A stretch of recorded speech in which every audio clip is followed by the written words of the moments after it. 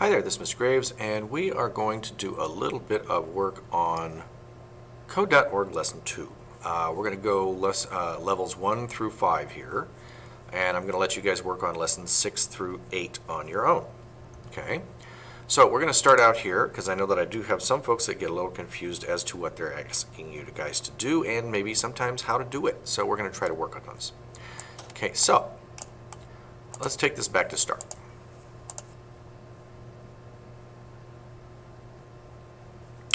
So here's what we got. We have in WebLab them telling us about the files, the workspace, the preview. So generally speaking, the work areas. Okay. So type the name of your navigator. Well, I'm going to say my navigator's name is Bob. Okay. And their favorite color and their favorite animal on different lines. So after I type Bob, of course, I'm going to hit enter, right? Because that's what I normally do. I'm going to say Bob's favorite color was blue. Okay. And I'm going to say that Bob's favorite animal was a bobcat. Okay? All right, so we did that. You can choose the show me how, and they will show you how. All you have to do is scroll down. It's like a little movie that they play for you. Okay, you're going to press refresh and save. Okay, now when I do refresh and save, okay, does this match this? The answer is no. Why? Because I typed it on 3 different lines, but it doesn't appear on 3 different lines. And that's what you need to know from level 1. Okay? So we're going to finish. Okay? And we're going to look at level 2. All right? Now, again, I'm going to take this back to its original.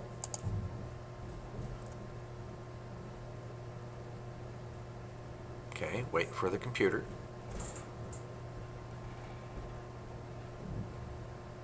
It's a little slow. Anyway, so here we go. This is a web page written in HTML, the language of the web. Okay, we want you guys to figure out how it works. So we're going to first use the inspector tool, but let's go under do this to see exactly what they want us to do. So first off, we're going to click on the inspector tool on. Okay, now once you turn on the inspector tool, you can hover over anything in the preview area. Remember, this is the preview area. Okay, so hover over any particular piece of, in this case, text, because that's really kind of all we have. And notice that some parts of the code have special markers surrounding the words. Okay, so you have the tags, which are the special markers that they're talking about. Okay, so if I put my cursor over Welcome to WebLab, you'll see that over here in the coding area, Welcome to WebLab is surrounded by 2 tags. The H1 tag opening and the closing H1 tab over here. Okay, so that's what they want you guys to start noticing. So what code makes the text bigger and bolder? Well, we know that it's H1 here. If it's this one, we know that it's H2. If it's here, well, that's not big and bold. Then we come down to there, again, H2, and so on and so on and so forth. So they want you guys to recognize that the H1s and H2s are different from the Ps, which are the paragraphs. All right? Now, it says what code makes the text appear as a list. Now, to find that, you have to go find your list. So you have to scroll down. Okay? So you have a list, and it just contains 2 items. Okay? So what code makes text appear as a list? Well, as far as you know so far, it's the LI that appears before and after the text for each of those lines. Now, if I go over here for some reason, it also highlights the UL that's above those 2 list items. Okay, so we might talk about that a little later. Now, it says next, what code makes the text appear on separate lines? Okay, again, that is going to be the P, where you have stuff marked as a paragraph so that each thing has its own series of lines or section of the page. Okay? And then the last one, what's a piece of code that doesn't appear to do anything on the screen? Well, again, they're looking for you guys to look through the whole thing and see maybe what hasn't been highlighted so far. So if I put my cursor over any of these, you'll see that it goes pretty much from H1 down to the UL, but it doesn't really touch on the HTML. It doesn't touch on the body. So those don't appear to be very useful to you yet. Okay, and we've also got the one up here that is doc type HTML. Again, you don't really, at this point, see much of a use for that, but that's what they're asking you guys to notice. Maybe it has some purpose that you don't know yet. Okay? They're not asking you to write the answers to these questions down. Okay? Okay, so we're going on to level 3. On level 3.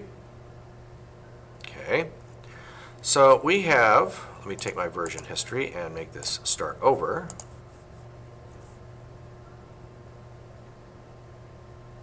Okay, so when you start any Web Lab project, it will automatically add the doc type, the HTML, the head, and the body. Remember, those are the ones that we didn't see a use for before. When you add content to projects, you'll need to do it between the body and body tags because it should be part of the body of your web page. All right? Another student, Sophia, has already started adding text to her web page. She started to add paragraphs tags so each sentence would appear on its own line, but she hasn't finished. Do this. Okay, so you have what they wanted to appear over here. This is your example. This is what it should look like when it's done. Okay? So, finish adding the open paragraph and close paragraph tags to Sophia's code so each sentence appears on a separate line. She has 3 sentences, but there's only 2 lines. Okay? Now, again, you can go to the Show Me How. Also, make sure you use the Inspector tool. Okay? So when I go here and I put it over Sophia, that's got its own line. You notice it has the opening paragraph and closing paragraph tags. There and there. When I go here, on the second line, it won't let me do it by itself. Okay? Now, over here, there are no tags. Over here, there are no tags. So you will have to put them in. Okay? So you would have to duplicate this and this at the beginning of here and here, here and here. Open paragraph, close paragraph. Open paragraph, close paragraph. Just like it was done in the first line. Okay? I'll let you work on that. Level 3. Let's go to 4. Yep. Well, okay. It's going to make me do it anyway. So, let's do this. And we go to the end. Open it. Don't forget the slash. P, close. Okay, same thing over here. Open, P, close. Open, slash, P, close. See how it ends up on 3 lines? We're all good.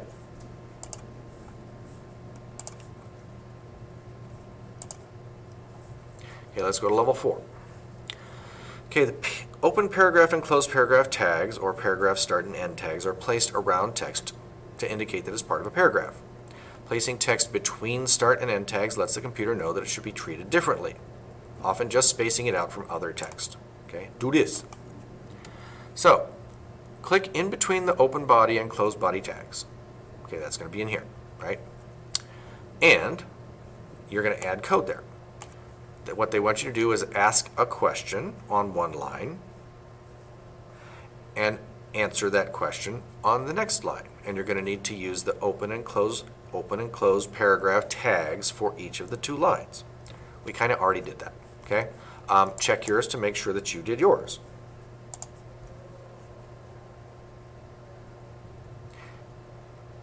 All right, and last but not least, level 5, because that's as far as I'm going. Do this. Fix the broken code so that the web page displays correctly with each sentence on its own line. So today we are debugging. Okay? So this sentence should be on its own line. So should this one. What's wrong with this sentence? Okay? Now, this sentence should be on its own line. Since it's not, because it has the other one right next to it, something's wrong. We have to add the closed paragraph tag. Okay? Same thing over here. Now you're going to notice that this tag and this information here turns pink. That means there's a problem. Okay? Open, P, close, so the tag is done. All right? Now there is something wrong with this. You'll notice that because there's a pink 9 right here. Okay? We have a closed tag and then an open tag. That doesn't work. Okay?